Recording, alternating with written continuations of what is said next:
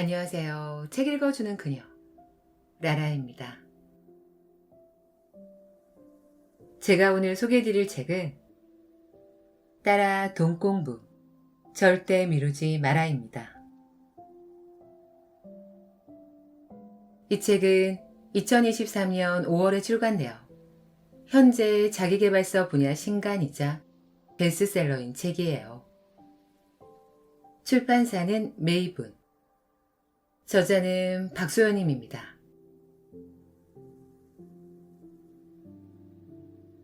이 책은 22년차 현직 애널리스트가 돈 때문에 기죽지 않고 당당하게 살고 싶은 딸에게 전하는 돈과 인생의 원칙을 담고 있는 책이에요. 저자는 월수입 300만원. 5년 후 누구는 부자의 길을 걷고 누구는 여전히 돈 때문에 허덕이게 되는지 모르면 당장 손해보는 돈의 심리학부터 주식과 부동산 실전 투자법까지 당신이 얼마를 벌든 세상이 어떻게 바뀌든 그에 상관없이 통하는 성공투자 레슨 방법을 전하고 있습니다. 저자는 21살 때 갑작스럽게 어머니를 여의고 난 후 삶의 중요한 순간순간마다 어머니의 빈자리를 느꼈다고 말합니다. 그래서 혹시나 자신이 너무 일찍 떠나 딸이 똑같은 아픔을 겪게 될까봐 두려웠으며 딸에게 해주고 싶은 이야기를 이 책에 담았다고 말하고 있습니다. 저는 이 책을 보면서 돈과 인생에 대한 현실적인 조언과 엄마의 사랑과 진심을 느낄 수 있었어요. 인생을 살아가면서 마주하게 되는 고민들의 해답을 찾을 수 있는 인생 책이라는 생각이 들었습니다. 그럼 저와 함께 돈과 인생에 대한 가장 현실적인 조언을 만나시러 책 속으로 들어가 보실게요.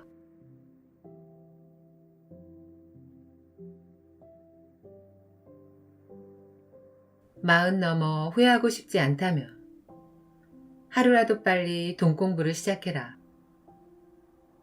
결국 내가 가진 돈이 내 인생을 든든하게 지켜줄 것이다.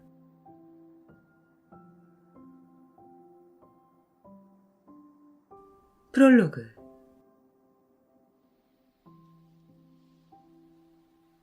딸아, 너도 알다시피 내 결혼식에 어머니가 없었다.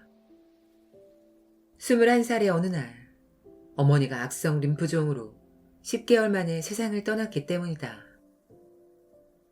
언젠가 어머니와 작별 인사를 나누게 될 거라 생각은 했지만 그 시간이 그처럼 빨리 올 줄은 몰랐다. 나는 오랫동안 어머니의 죽음을 받아들이지 못했고 그로 인해 혼란과 방황 속에 우울한 20대를 보내야만 했다.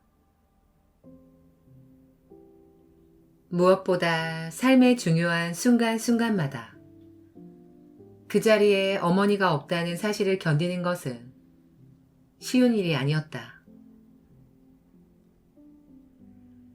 다행히 내 아빠를 만나 결혼을 하고 너와 내 동생을 낳고 살면서 상처는 서서히 아물어갔다. 그런데 가끔씩 너를 보고 있으면 어머니 생각이 나곤 했다.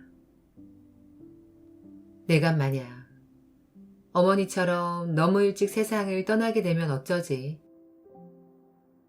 나는 너한테 그런 슬픔을 안겨주기 싫은데 하는 생각을 했던 것이다.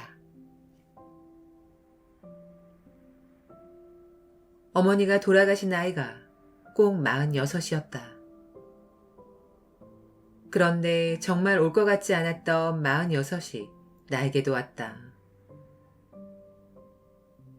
어머니가 돌아가셨던 바로 그 나이. 이제는 안다. 세상에 영원한 것은 없고 누구나 예고 없이 세상과 작별할 수 있으며 내가 할 수 있는 일은 최대한 후회 없이 사는 것뿐임을.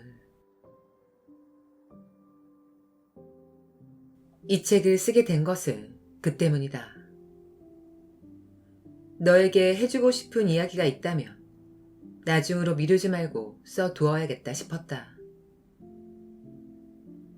감정 표현이 서툰 탓에 평소 못해준 말들도 글로 써서 전하는 것은 할 수 있을 것 같았다.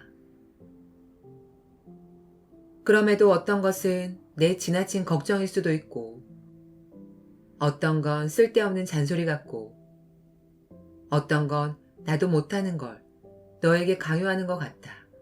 쓰고 지우고 다시 쓰기를 반복했다. 이 책은 그렇게 몇 년 동안 내가 너한테 해주고 싶었던 돈과 인생에 대한 이야기를 모아 정리한 것이다.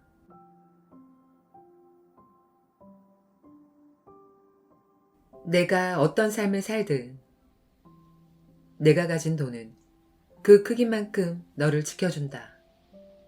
그러니 하루라도 빨리 돈 공부를 시작해라. 세상의 흐름과 돈의 방향을 파악하고 내 돈을 어디로 흐르게 할지 결정해라. 이 책이 너로 하여금 좌절할 때 다시 일어서게 하고 실패를 최소화할 수 있게 하며 돈 공부를 시작하게 만들 수 있다면 나는 더 바랄 것이 없겠다. 너를 아끼는 엄마가.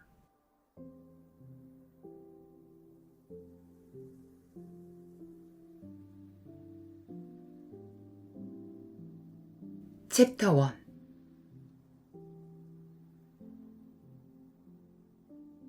딸아, 돈 공부 절대 미루지 마라.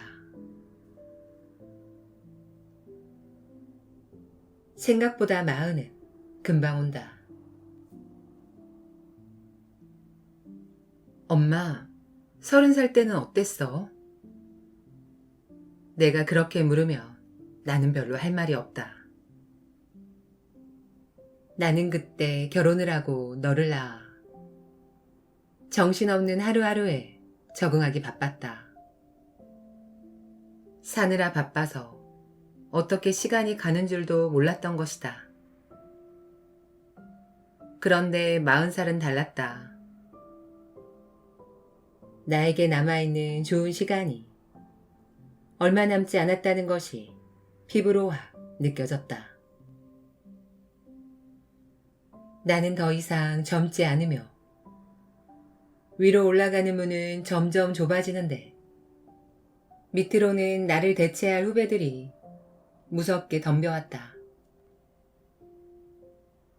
그래서 왠지 모르게 나는 아직 젊고 쓸만하다라는 사실을 증명하지 않으면 안 될 것 같은 절박함이 몰려왔다. 40은 일 하나만 놓고 보면 가장 전성기라고 할 수 있는 시기다.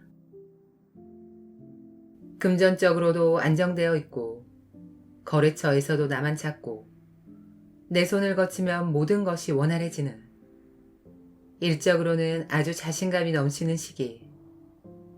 그러나 동시에 그 시기가 오래가지 못할 것이라는 사실을 사무치게 느끼게 된다. 조만간 경제적으로 수입이 더 이상 증가하기 어려운 시점이 오겠구나 하는 사실을 비로소 실감하게 되는 것이다. 이는 현금 흐름 감소를 완충하고 나를 보호해줄 자산의 필요성을 절감하게 됨을 의미한다. 기업의 재무제표를 보면 손익계산서, 현금 흐름표, 대차 대조표가 있는데 그것을 삶에 적용해보면 다음과 같다. 매달 들어오는 월급, 수입에서 소비, 지출과 대출, 이자 상황을 결산하는 가계부는 손익계산서이고, 실제 내 은행 잔고와 지갑에 당장 쓸 수 있는 현금이 얼마나 들어있는지를 보여주는 게 현금 흐름표이며, 내가 회사를 그만두고 더 이상 일을 안 하더라도 쓸 수 있는 자산이 얼마인지를 알 수 있는 것이 바로 대차 대조표이다.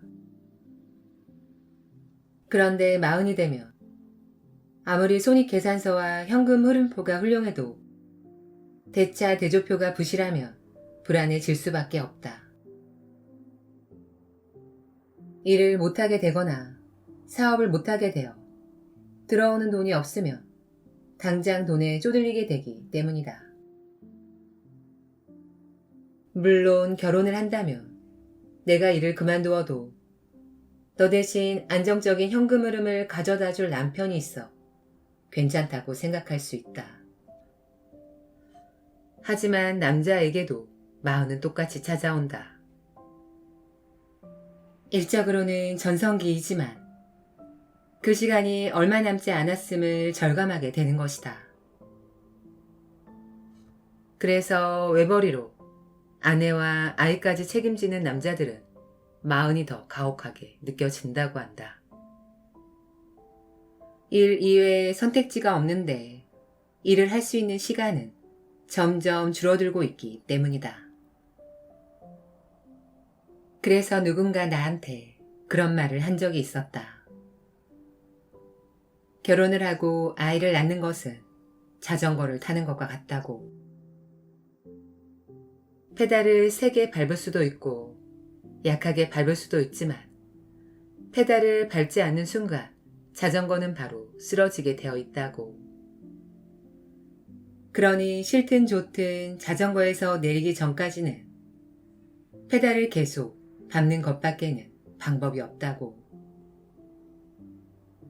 그래서인지 결국 마흔이 되면 결혼을 했든 하지 않았든 자산을 만들어 놓지 않은 것을 가장 후회하게 된다. 이때 자산은 은행 예금일 수도 있고 아파트나 오피스텔 같은 부동산일 수도 있고 알짜 우량주나 우량채권일 수도 있다. 저작권 같은 무형 자산도 그에 포함될 수 있겠지. 물론 너에게 마흔이란 나이는 아직 멀게만 느껴질 수도 있다. 어쩌면 지금은 결혼 자금을 모으는 것만 생각해도 벅찰 수 있다. 하지만 결혼은 결코 너에게 경제적 여유를 가져다 주지 못한다. 오히려 자칫 잘못하면 결혼 비용으로 수천만 원을 쓰고 신혼집 전세 비용을 마련하기 위해 대출이라도 받게 되면 결혼과 동시에 빚더미에 올라앉을 수도 있다. 결혼을 하면 뭔가 안정된 삶을 살 수 있지 않을까 하는 막연한 기대감이 있겠지만 그게 결코 쉽지 않다는 이야기다. 결혼을 하든 하지 않든 내 수중에 돈이 없으면 계속 돈에 쫓기면서 불안정한 삶을 살게 될 수밖에 없다. 그리고 생각보다 마흔은 금방 온다. 어떤 형태로든 자산을 모아둔 사람과 자산을 모아두지 않은 사람의 마흔은 생활 전반에 걸쳐 질적으로 엄청난 차이를 보인다. 그러니 마흔이 되어 후회하고 싶지 않다면 지금 당장 내가 가진 자산을 가지고 대차 대조표부터 써보아라. 중요한 것은 내가 지금 무엇인가를 하지 않는다면 10년 뒤 내 미래는 아무것도 달라지지 않을 것이라는 점이다.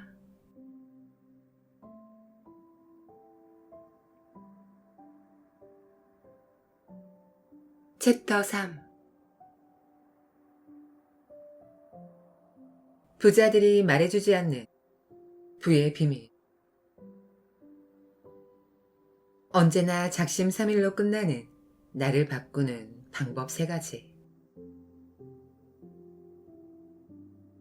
세계적인 경영구루로 꼽히는 일본의 경제학자 오마이 게니치는 난문 쾌답에서 인간을 바꾸는 방법에 대해 다음과 같이 말했다. 인간을 바꾸는 방법은 세 가지뿐이다. 시간을 달리 쓰는 것, 사는 곳을 바꾸는 것, 새로운 사람을 사귀는 것. 이 세 가지 방법이 아니면 인간은 바뀌지 않는다. 이 세 가지를 바꾸지 않은 상태에서 이제부터 달라질 거야 라고 새로운 결심을 해봐야 아무 소용이 없다고도 했다. 사람은 사회적인 동물이라 사람의 영향을 많이 받을 수밖에 없다. 그래서 새로운 사람을 만나면 낯선 자극을 받고 이를 체화하는 과정에서 변화를 경험하게 된다. 그런데 매일 똑같은 장소에서 매일 똑같은 사람과 밥을 먹고 매일 똑같은 일을 하게 되면 사람이 바뀔 수 있을까? 오마이 게니치는 바로 그 점을 이야기하고 있는 것이다. 부자가 되는 것도 마찬가지다. 지금 학교나 회사를 성실하게 다니는 것만으로는 부족하다. 부자가 되고 싶다면서 매일 아침 일어나 회사에 가고 주어진 업무를 성실하게 하다가 퇴근해 저녁을 먹고 잠드는 삶만을 계속 반복한다면 좁은 사고의 틀을 벗어나기가 어렵고 새로운 자극이 없다 보니 결심을 해도 작심삼일이 되기 일쑤다. 그럴 때는 아무리 노력해도 스스로를 바꾸기가 쉽지 않다. 그래서 나는 내가 뭔가 바꾸고 싶다면 용기를 내어 새로운 시도를 한번 해봤으면 좋겠다. 의도적으로 새로운 사람을 만나 본다든지 하루 24시간을 이전과는 다르게 활용하며 한 번도 해보지 않았던 취미를 시도해 본다든지 아니면 새로운 동네에 방을 얻어 이사를 가보는 것이다. 나와 같은 사무실에서 근무했던 친구가 한 명 있었다. 그녀도 애널리스트였는데 언젠가부터는 매일같이 붙어 다니며 가족보다 더 오래 얼굴을 보는 사이가 되었다. 우리는 매일 새벽부터 출근해서는 모닝 미팅이 끝나고 같이 커피 마시고 같이 점심 먹으면서 회사 욕도 하고 같이 야근도 하면서 많은 시간을 함께 보냈다. 그녀는 결혼을 하지 않아 나보다 상대적으로 시간 여유가 있는 편이었지만 늘 일찍 집에 가서 혼자 영화를 보는 게 제일 편하다고 했었다. 사실상 매일 집과 회사만 오가는 삶은 나나 그녀나 별반 다를 게 없었던 것이다. 그런데 친구는 어느 날 애널리스트끼리 모여 이야기를 나누는 모임에 가게 되었다. 같이 와인을 마시면서 증권업계에 돌아가는 얘기도 나누고 회사별 상황도 파악할 겸 자주 모이게 되었다고 한다. 그러다 일반 제조기업으로 이직한 한 애널리스트와 친해지게 되었다. 애널리스트가 기업의 재무제표와 전체적인 시장의 흐름을 파악하는 일에 능숙하다 보니 일반 기업의 회계팀이나 재무팀으로 옮기는 경우가 종종 있는데 그녀가 마침 그 케이스였던 것이다. 둘은 마음이 통했는지 속 이야기를 나눌 정도로 가까워졌고 그러다 그 친구도 추천을 받아 일반 기업으로 회사를 옮기게 되었다. 친구는 나에게 일은 재미있지만 업무량이 너무 과도해서 힘들었다며 이제는 좀 삶의 여유를 찾고 싶다고 했다. 연봉도 낮춰서 갈 만큼 그동안 스트레스가 심했구나 싶었는데 얼마 전 그 친구에게서 깜짝 놀랄 만한 소식을 듣게 되었다. 그 사이 자산이 100억 넘는 부자가 되었다는 것이다. 어떻게 된 일이냐고 물었더니 이직한 회사가 연봉은 높지 않았지만 대신 스톡옵션과 자사주를 직원들에게 나눠주었는데 최근 상장을 하면서 크게 차익이 났다는 것이다. 친구는 오마이 게니치가 이야기한 것처럼 만나는 사람을 바꾸고 시간을 달리 씀으로써 인생이 달라졌다. 집에 가서 영화를 보는 대신 그 시간을 새로운 사람들을 만나는 데 썼고 새로운 사람들을 만나며 매일 집과 회사만 반복하는 삶에 의문을 품게 되었다. 회사를 옮겨 새로운 도전을 해야겠다는 용기를 내게 되었다.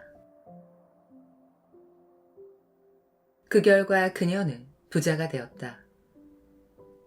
물론 이직한 회사가 스톡옵션과 자사주를 나눠주지 않았다면 친구는 결코 100억대 자산가가 되지 못했을 것이다. 하지만 그것 또한 그녀가 회사를 옮겼기 때문에 얻어낸 기회였다. 사는 곳을 바꾸면서 부자가 된 사례도 많다. 내 주변만 해도 공원도 있고 마트도 있고 직장과 학교가 가까이에 있는 곳에 살고 싶어서 이사를 했다가 굉장히 만족스러워서 집을 샀는데 그 집값이 많이 올라 돈을 번 친구들이 꽤 있다. 돈이 애초에 많았다고 생각할 수도 있지만 지금으로부터 10년 전만 해도 박근혜 정부가 국민들에게 빚내서 집 사라고 할 정도로 파격적인 부동산 경기 부양책을 썼지만 시장의 반응은 냉담했고 당연히 아파트 값도 지금처럼 비싸지 않았다. 그러고 보면 기회는 우리의 주변 곳곳에 숨어 있는 것 같다. 그런데 매일 똑같은 일을 하고 똑같은 사람을 만나고 어제와 별반 다름없는 오늘을 보내다 보니 그 기회가 눈에 안 보이는 것이다. 내일부터 달라질 거야 하고 결심하는 것만으로는 절대 삶이 바뀌지 않는 이유다. 그렇다면 오늘부터 한번 이렇게 해보면 어떨까? 일주일에 한 번은 새로운 사람과 밥 한 끼를 먹어보고 한 달에 한 번쯤은 낯선 동네에 커피를 마시러 가고 한 달에 한 번쯤은 평일에 휴가를 내어 아예 다른 일에 도전해 보는 거지. 새로운 취미를 개발하는 것도 좋은 방법이다.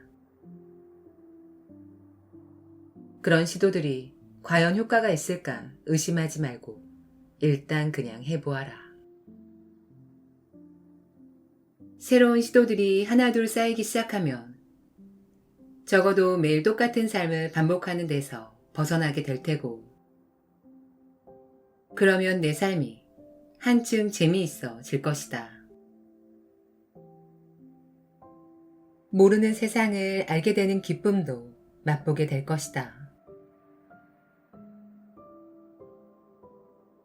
나는 내가 처음 초등학교에 입학했을 때 같은 반 엄마들과 친해진 것이 내 인생의 커다란 전환점이 되었다.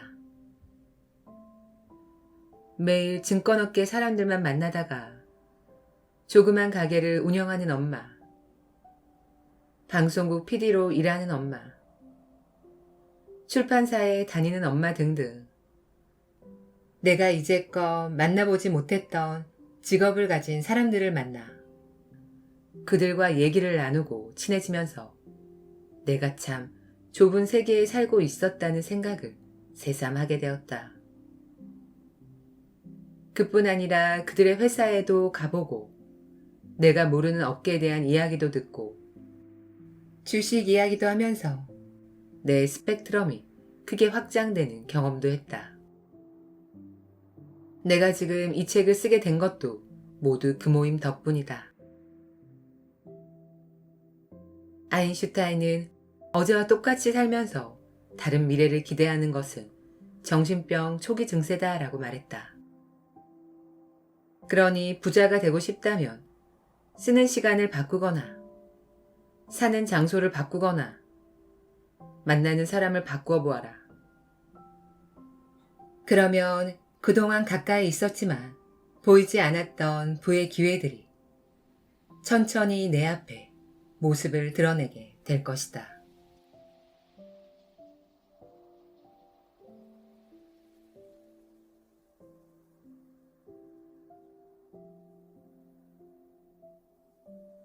지금까지 책 읽어주는 그녀, 라라였습니다. 오늘도 끝까지 들어주셔서 감사드려요. 우리 구독자님들 잘 지내고 계시죠?